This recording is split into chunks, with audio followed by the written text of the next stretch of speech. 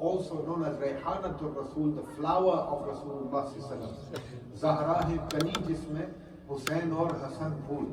Again, there's a connection there.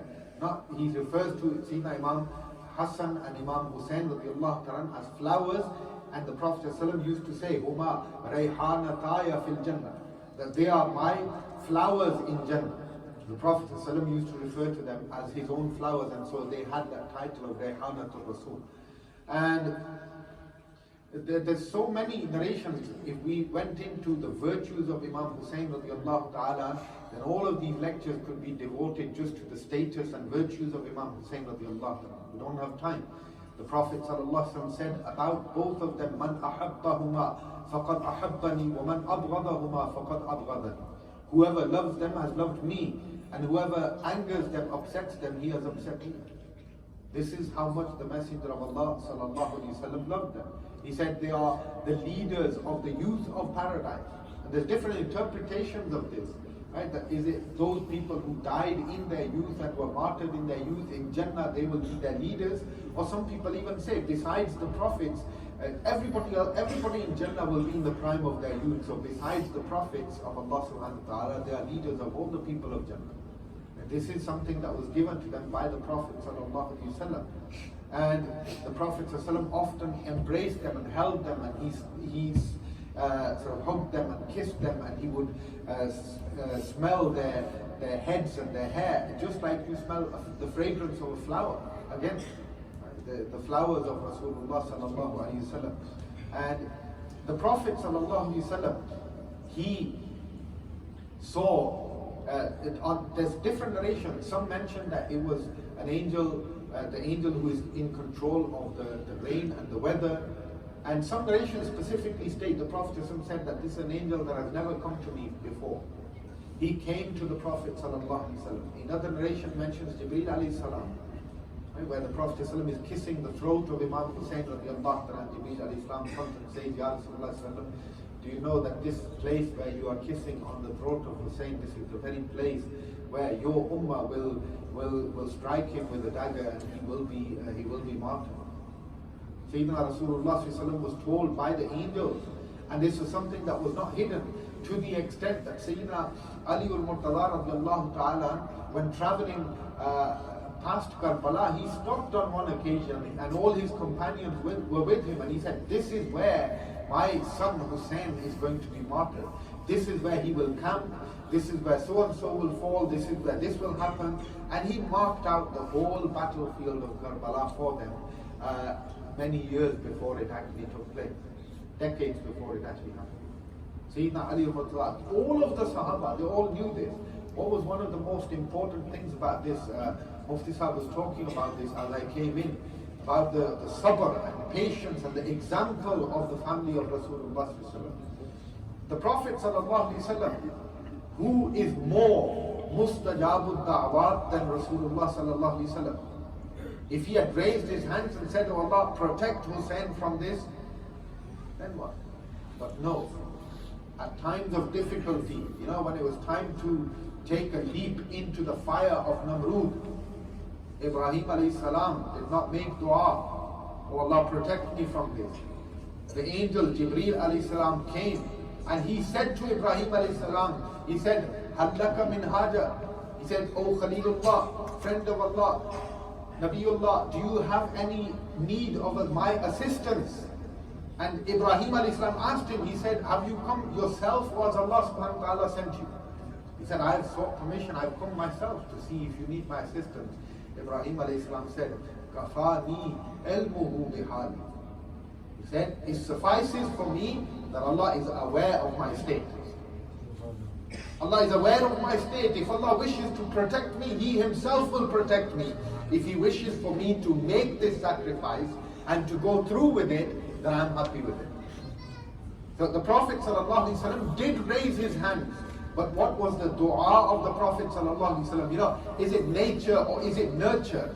ये फैज़ान नज़र है या मकतब की करामत है, सिखाए किसने इस्माइल को आदाब फर्जंद। दोनों हैं। ये सआदत अल्लाह सुब्हानहू तआला ने लिखी हुई थी, लेकिन तरबियत भी थी जिसमें सैयदना रसूलुल्लाह सल्लल्लाहु अलैहि वसल्लम और सैयदना अली al-Murtaza, सैयदा फातिमा रज़ियल्लाहु ताला अन्हा, इनकी तरबियत भी शामिल थी. He was nurtured for this sacrifice. How was he nurtured? The Messenger of Allah sallallahu alaihi wasallam did raise his hands, and he said to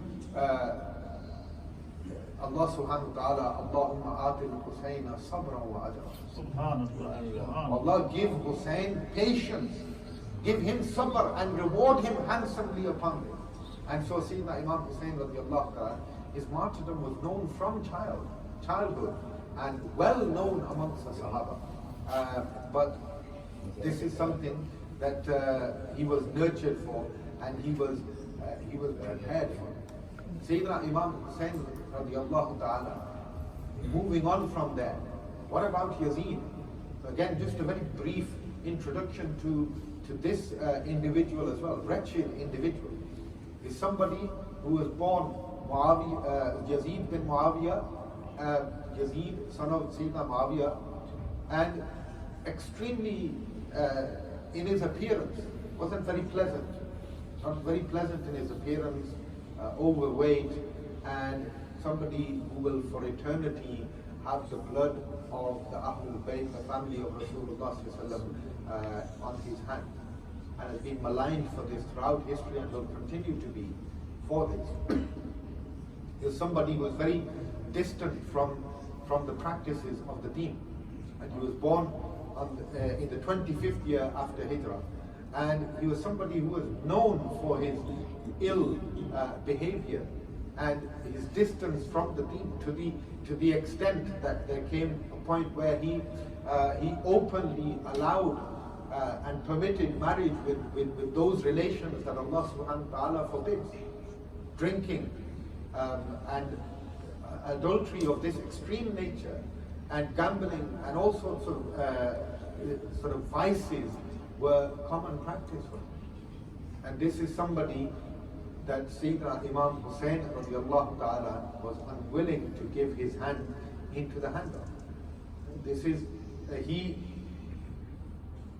and he was somebody that Sayyidina Abu Hurairah radiallahu ta'ala, he used to make a dua, when he came towards the end of his life. Who doesn't know Abu Hurairah radiallahu ta'ala? Famous Sahabi of Rasul. Everybody knows Abu Hurairah radiallahu ta'ala. He used to make dua before he passed away. His dua was, Allahumma inni a'udhu bika min ra'sis sitteen wa imaratis sibyan. Oh Allah, I seek refuge in you from the 60th year and from the leadership of young men.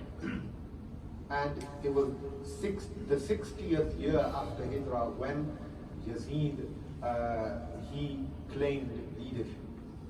And Allah accepted this dua of Sayyidina Abu Hurairah radiallahu anhu, who passed away in 59 after Hijrah. He passed away in the 59th year after Hijrah, and the next year Yazid claimed leadership. So it shows that people like Sayyidina Abu Hurairah radiallahu ta'ala, who were custodians of prophetic secrets that he picked up during his time with the Prophet sallallahu alaihi wasallam, they were fully aware of the trials and tribulations that were coming, and they prayed to Allah subhanahu wa ta'ala to protect them from them, that they did not have to witness them. So this is something that even the Prophet sallallahu alaihi wasallam had mentioned in numerous narrations. There's indication that some of them mention clearly the name Yazid, that the person who will bring fitna and will walk away from my sunnah openly first is going to be Yazid. The Prophet ﷺ mentions him by name as well. When Sayyidina Muawiyah radiallahu ta'ala passed away, at that time, he, in the 60th year after Hijrah, he had in his possession a qamis, a shirt of Rasulullah sallallahu alaihi wasallam. He had some hairs of the Prophet sallallahu alaihi wasallam. He had some nail clippings of the Prophet sallallahu alaihi wasallam, and he had other garments of the Prophet sallallahu alaihi wasallam. And his instruction was that his kafan and his shroud should be made up of these garments of Rasulullah sallallahu alaihi wasallam. He should be buried with those nail clippings of Rasulullah sallallahu alaihi wasallam on his body and the hairs of the Prophet sallallahu alaihi wasallam. This is the respect that he showed to these relics of Rasulullah sallallahu alaihi wasallam. How can anyone then malign Sayyidina Muawiyah radiallahu ta'ala for the acts of Yazid? But did he not know how averse his father would have been to the injury and the hurt that he caused to the family of Rasulullah sallallahu alaihi wasallam? This is something to take into consideration, that this is how much how high regard and how much he respected the relics of Rasulullah sallallahu alaihi wasallam. So when Yazid, he claimed power, he took bay'ah from people who were around him. But he knew that there were, in particular, the people of Madina were extremely important. Why? This was the city of Rasulullah sallallahu alaihi wasallam. If these people did not pledge allegiance to him, his claim to leadership would remain unfulfilled and unauthenticated. And amongst them, there were two people in particular. Sayyidina Imam Hussain radiallahu ta'ala was one of them, who were very important for his claim into power. But if Sayyidina Imam Hussain radiallahu ta'ala had accepted and he'd given back, think about this for 1 second. This is for those people who say, why did, when we ask the question, if Sayyidina Ali radiallahu ta'ala was the rightful Khalifa, why did he pledge allegiance to Sayyidina Abu Bakr, Sayyidina Umar, Sayyidina Usman radiallahu ta'ala ajma'in? Why did he not stand up for his right? And some people answer, they say he was doing taqiyya. He was protecting himself.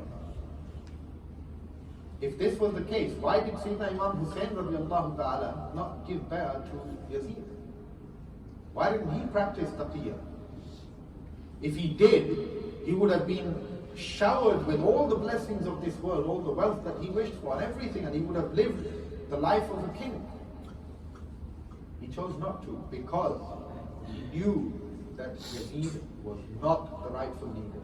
He knew that Yazid would massacre the true image of Islam, the identity of Islam.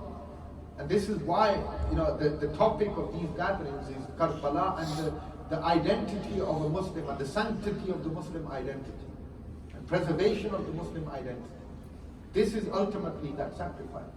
And so Sayyidina Imam Hussain radiallahu ta'ala, instead of giving bay'ah to Yazid, that very night he had to leave, and he knew that if he refused, then this would be problematic. And so all of a sudden he had to make the life-changing decision to leave Madinatul Munawwara that same night and to migrate to Makkatul Mukarram. I just want to ask, I'm going to finish with this, and inshallah we'll pick up from here, we'll talk a little bit more about his